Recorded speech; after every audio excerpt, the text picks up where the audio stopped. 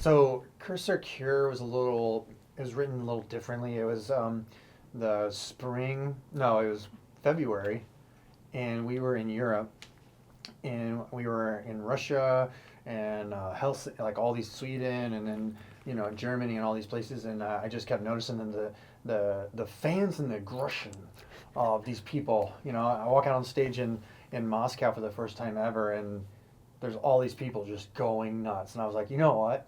We need to take this live element and we need to put it in. So Yeah. I started talking to the guys that were out on tour with us at the time, and so we put all of our stuff together, and I set up a studio.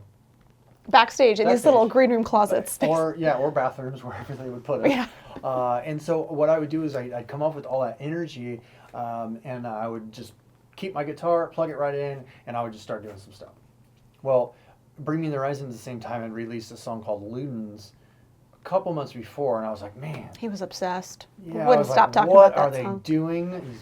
These brats? No. I was like, why are they doing that? And it's so good. So I was listening to that, and then I was like, you know what? And then I just kept going, and I felt like this song was a little old new metal, like kind of like Old school? Yeah, old school rock and new metal. And that's when the time we were like searching out to find a more EDM pop driven producer, because to counterbalance. to counterbalance. The cool thing about it is our merchandise guy was in the back of the Sprinter van, across Czech Republic and Poland. What up, Mitch? Yeah, and I was writing this thing, and everyone would be freaking sleeping, and then all of a sudden I would just like, yeah. Like, I would be taking naps, and he'd be like, oh, this is awesome. Hell yeah. Oh my gosh, Sean. And I had my Simmer headphones down. on, and it scared my merch guys so much. But the great thing about it is, like, I said, Ariel, you got to hear this. So I took my headphones off, put it in, and she kind of looked at me and was like, we're not going to play it. I was like, that's good, but it's not for us. Yeah, that's not for us. Little did I know that would be the first single Right. of this new era. How wrong I was.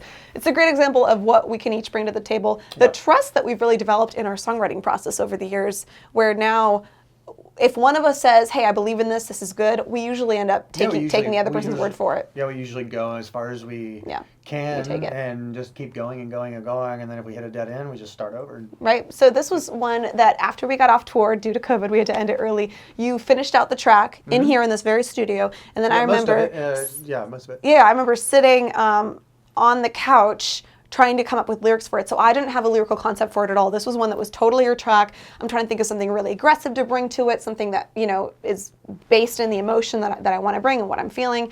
And so I'd actually been listening to a podcast like the night before with one of my favorite authors, Glennon Doyle, who wrote the book that inspired these tattoos. Nice. Full circle. And she was saying, she's like, I felt like I was crazy and they made me to feel crazy. Like, how can a crazy person fix themselves? It wasn't that, but like that was the feeling that I got from it. And so I was like, oh, I love that sentiment. I can totally relate to it. So that was sort of the spirit that I brought to the song, this idea, am I the curse or the cure? Like, you're telling me there's something broken in me. How can I be expected to also fix my own inner brokenness coming from a place of not being totally okay? Yeah. And that's a lot of pressure that society places on people who are struggling mentally. And, there's some things that we can do to move our lives forward, to make ourselves better. And there's other things that we need outside help and that we can't just bear the weight on our shoulders. And so that's kind of why we make music, actually, is to make it a community effort so we don't feel like we're handling anything alone. Yeah. Yeah. Yep. So that's Curse or Cure in a nutshell. Hope you loved it.